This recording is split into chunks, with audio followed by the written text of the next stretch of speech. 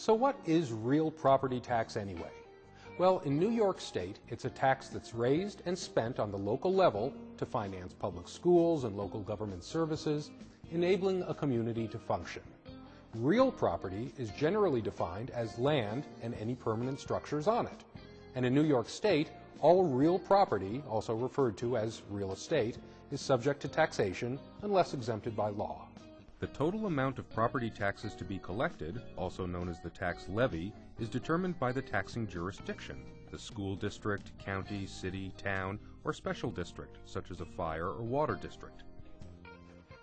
Once the total amount of taxes to be collected is determined, the taxes are allocated based on property assessments.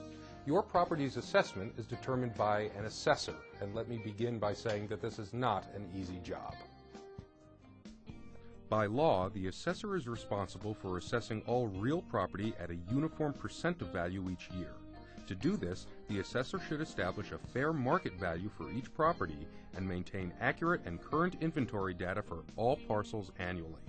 And if you take into account that most towns have more than 2,000 parcels of varying types of property, this can be a staggering job each year. Well, the main role of the assessor is to achieve equity amongst the assessments for the houses and commercial properties in the town. One of the hardest things to do is to achieve equity. So you have like properties assessed alike.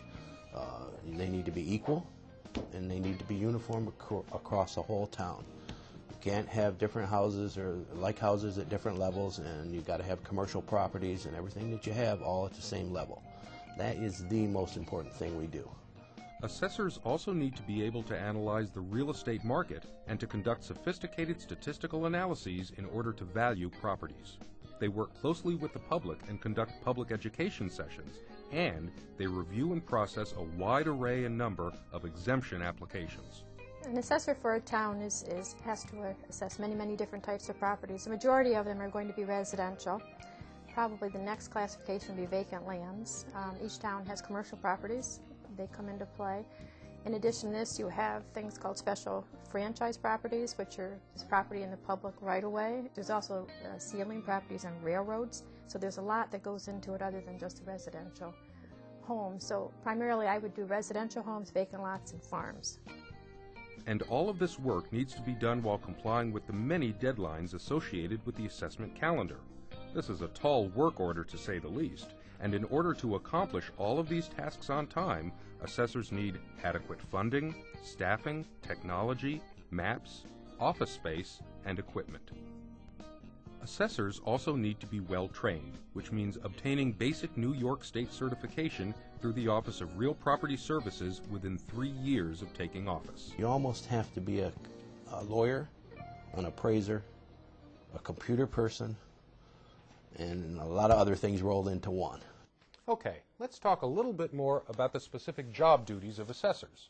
The assessor is responsible for preparing something called the assessment roll. This document contains the assessment on each property. Now, as we mentioned earlier, an assessor is also obligated by New York State law to maintain these assessments at a uniform percent of market value each year. To ensure assessments are fair, the physical description, or inventory, and value estimate of every parcel need to be kept current. A lot of work goes into maintaining a municipality's assessment roll each year.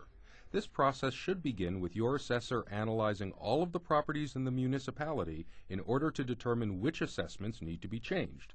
Because the real estate market may affect the values of some types of properties or some neighborhoods more than others, in any given year the assessments of some properties may need to be changed while others may not.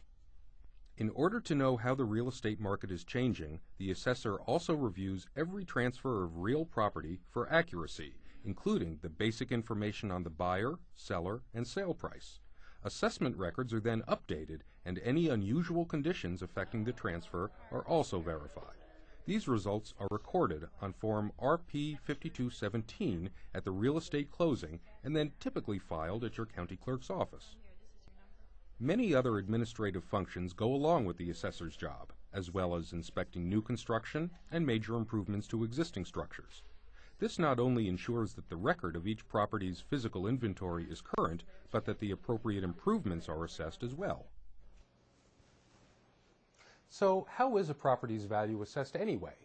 Well, there are a variety of approaches. However, the most common method for estimating the value of residential properties is something called the market approach, which involves comparing a property with other similar properties that have sold in similar neighborhoods, giving consideration to other factors possibly affecting market value.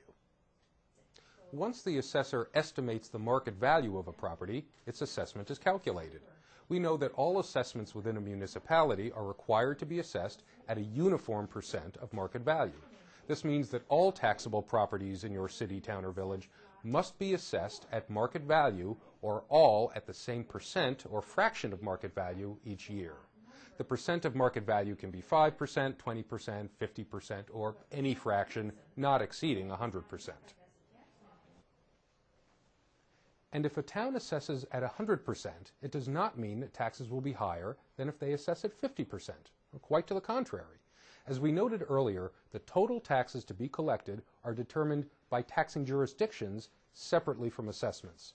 As a result, the percent of market value used for assessments doesn't affect the amount of taxes you will pay.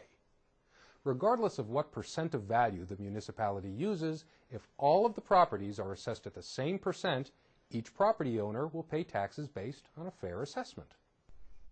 For example, a house with a market value of $100,000 located in a town that assesses at 20% of value should have an assessment of $20,000. When it comes time to send out tax bills, the assessment is then multiplied by the tax rate for the appropriate taxing jurisdiction, city, town, village, school district, etc., to determine the amount of taxes to be paid. Ultimately, the assessor's job is to ensure that assessments are fair for each and every property owner. I think I speak for everyone when I say no one wants to pay more than their fair share of taxes, right? However, that's just what happens when assessments are not kept up to date each year. And if assessments aren't fair, those who are overassessed are, in effect, subsidizing the tax bills of those who are underassessed.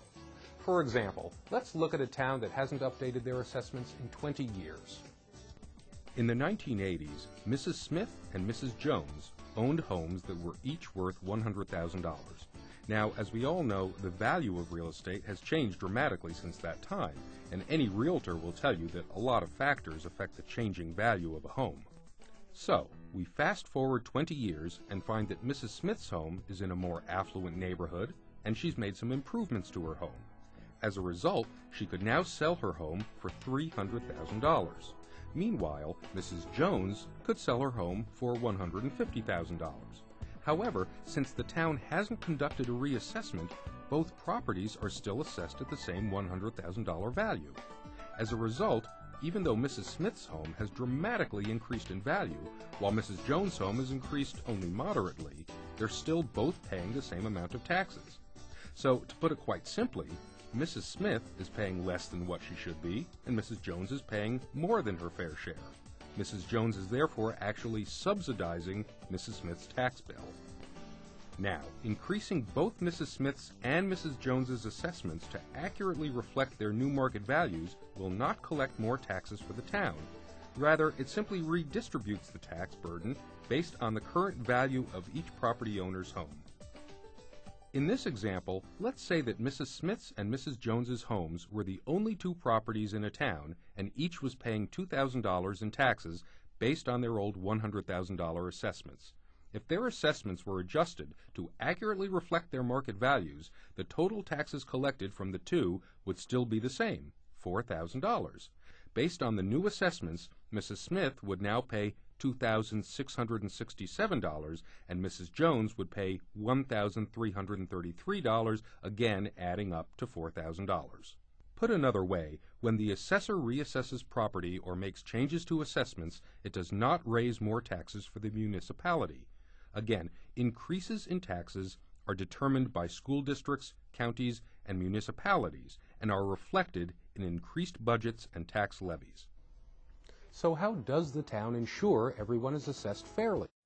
Frequent reassessments. Internationally, it's widely recognized that frequent reassessments are the single best way to ensure that each property is assessed fairly.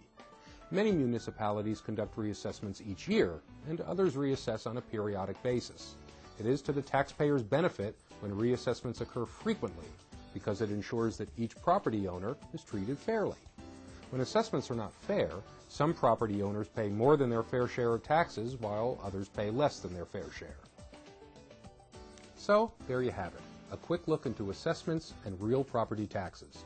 If you have any questions or need more information, please log on to the State Office of Real Property Services website at the address on your screen. Thanks for watching. And remember, it isn't the job of the assessor to raise or collect taxes, but to ensure that your assessment is fair and equitable.